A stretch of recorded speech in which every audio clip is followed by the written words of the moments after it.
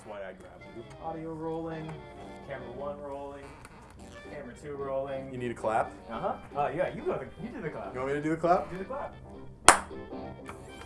Hey gamers. Borderlands 3 is coming out soon, which makes this a perfect time to talk about something that's very important to me. Borderlands 3 is the greatest RPG of all time. Hi, I'm Jonald, and welcome to a completely original format. What even is an RPG? When I go to the Google Play Store to find a new game to grind for 2 weeks straight, I like to go to the role-playing section. This is exciting entertainment. But here's the thing. All these look like just crappy fantasy games. What's up with that? Frankly, I don't think there's any role-playing mechanics in these games at all. That's because there's not. That's because an RPG, first, doesn't really need to be a role-playing game. Wait, no, that didn't make any sense. That's because, one, an RPG doesn't really need to be fantasy. That's just the most common outlet for it. Am I looking back and forth too much? That's because only two things matter for role-playing games.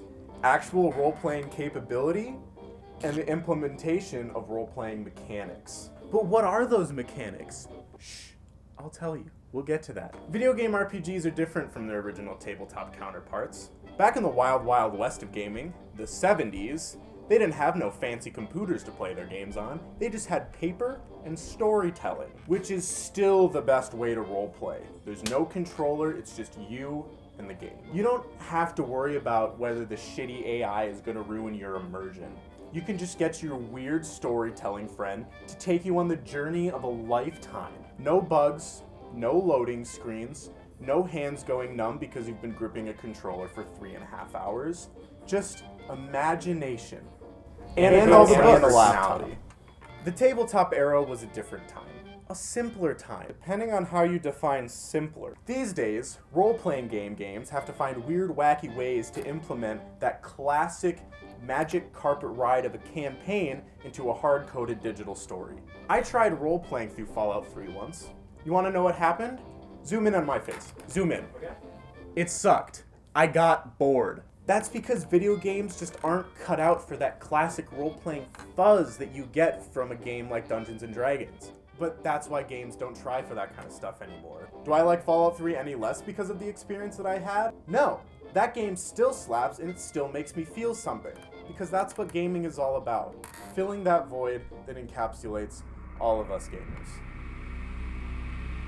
Moving on. Now that we've eliminated the role-playing part of role-playing games, we're left with classic, raw, unfiltered. Modern role-playing games have actually done a really good job of implementing the classic role-playing mechanics into their games, like questing and looting and skill trees. Those would be really good talking points. I'll tell you, we'll get to that. One of those games, Borderlands, has done it the best. But Jonald, what about Skyrim? No, I hate Skyrim. I actually really like Skyrim, but I only have a measly 135 hours on that game, because apparently those are amateur numbers. Anyway, let's start with the mechanic of skills, and specifically skill trees. Oh boy, do I love skill trees. If a game has a skill tree, I'm gonna play it. Borderlands' skill system is fantastically simple and so rewarding. I especially love the way that they do their multi-level per skill format. It's a really good way for me to fine-tune how I want my character to be built, and that's really good for playing in a group as well. Plus that little sound of putting a skill in. Let me hear it again, Gage. Borderlands also has a 3-tier skill system, which is used really often in action RPGs. But Borderlands just does it so well. Do you want to be a brawler? How about a berserker? Do you want to blow stuff up? I don't know, it's up to you. I played Mordecai a lot in the first Borderlands, and they had the skill tree in the middle, which upgraded your bird, Bloodwing, which was really fun.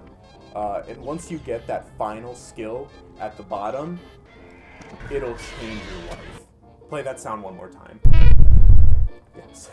Next, are you a gamer? I'm a gamer. The mechanic that RPGs struggle with the most is questing. Looking at you, World of Warcraft.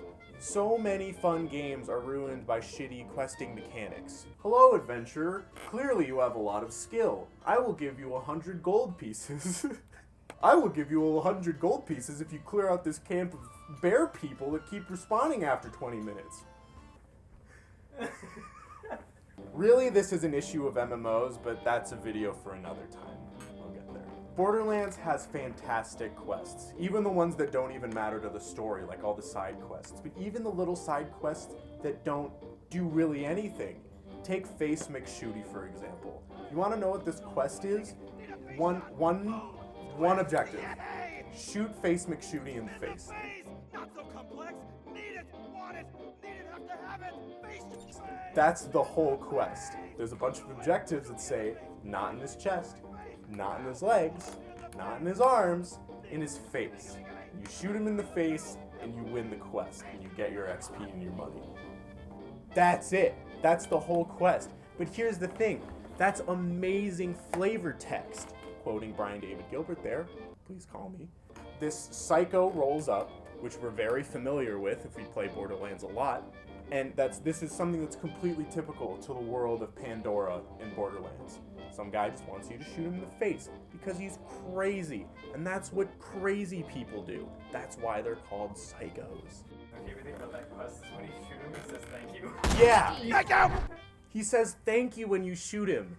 This is genius. Nobody is doing this. Now, it would be wrong of me to say that these quests don't get a little grindy sometimes, but that's basically unavoidable in role-playing games, and most of the grindy stuff you get rid of after the first few levels anyway. Even the UI nuances when questing are so great. You accept the quest, and then you hear them talking about it, whoever you accepted the quest from, and then when you walk away, they have a little picture that goes up in the corner, and the sound flawlessly gets transferred to the comm, and then you can walk back and the comm will disappear and you can start hearing them again. Ragged fragged lot gate. Ooh, idea, minion. Get on that cannon. Just blast this gate down, but don't do it until I'm out of the way. Understand? Who? You wouldn't think that that's a luxury in what 2009 when the first one came out. You wouldn't think that's a luxury, but it was. Believe me, it was. So what's so great about Borderlands' questing systems is its multiplayer integration. So here's the thing. All jokes aside, Jonald is dead. This is serious. This is serious. This is actually one of the best things about Borderlands because you wouldn't think that questing integration with multiple people is that hard, but it is. Borderlands just does it so well that it looks easy. So here's what you can do. Me and Gage can play our own levels.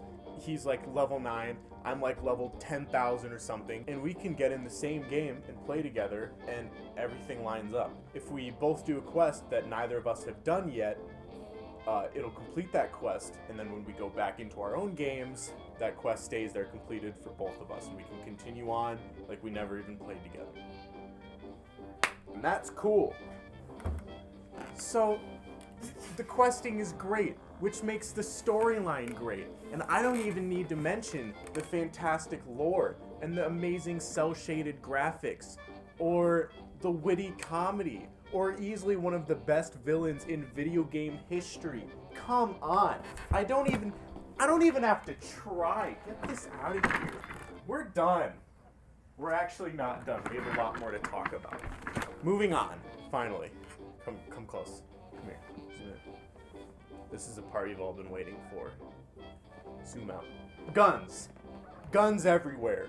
You like guns? Well, we've got 17 million of them. What? Alright.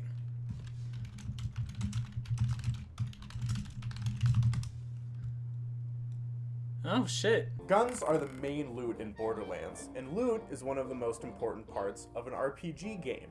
If your loot sucks, your game sucks. Sorry, Diablo, I don't make the rules. The game is centered around its gunplay, and they make it so special by combining it with a really fantastic looting system. Just about every enemy you kill in Borderlands will drop a gun. Does it suck? Who cares? We have 17 million more guns. Every single gun has character to it. There are 11 gun manufacturers in Borderlands, and each one comes with their own super cool features and special little attributes to them. Mollywan. they have like futuristic looking elemental weapons. And they also come with a really nice reload animation. Jacobs, those are like old-timey Western looking guns. Super high damage, low fire rates. Oh, and they specialize in like rifles and revolvers. Really cool if you're into that. You can get the old-timey 6-shooter. Tedior, out of ammo? Throw it away. Spawn a new one. Who cares? No matter the rarity, every single gun that you find is unique and has character to it, and that's so cool. And you will get attached to guns in this game. There's a lot of guns in my first playthrough of Borderlands 2 that I got that I didn't want to get rid of, and they have a really good banking system where you just put the gun in the bank and you can go back through and you can say, oh, I remember that. I used that to kill Boom Boom or whatever. You know, who cares? Can we get a... Yes, I'll get a cover. Oh, I clicked. Can we get a counter for how many times? Put it in... Put it right there. There's even unique named guns in the game that you can get from NPCs. So whether you kill like a mini boss or you get it from a friendly NPC, like Moxie has her little revolver. I can't remember the name. You remember? Is it a rose? I don't know. The Roxy. How generous of you. Here, this is my favorite gun. You understand.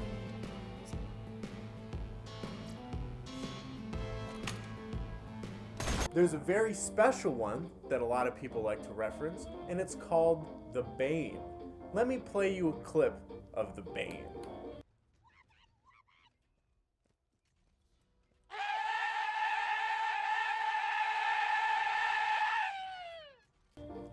Here's the thing with this gun though. Even if you turn the volume down to 0, it still plays at maximum volume. This thing will yell. You can turn your computer volume down and it overrides your system and screams at max volume. Nobody is doing this. Safety glass is off. This is ridiculous. I love Gearbox. Call me, please. It's so funny because my volume is turned all the way down. I was wondering why it's so loud.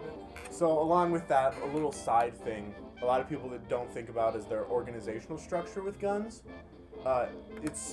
There's 17 million guns in the game, and that can get a little hard to organize, especially with the backpack that's really big. And so what they do is they have a little favorite and discard mechanic, little feature built in, which makes it really easy to know what guns you want and what guns you want to get rid of really easily. Something a lot of people don't think about, but it's one of those things, they do it well, you don't think about it, just makes the gaming experience better. And the rarity system is also really great too. All the colors, you know exactly what kind of guns you're dealing with, and even with other items, you always know from a distance, you know, classic gun porn, show me a clip. You always know what's in that pile of guns and items just off of the color streams.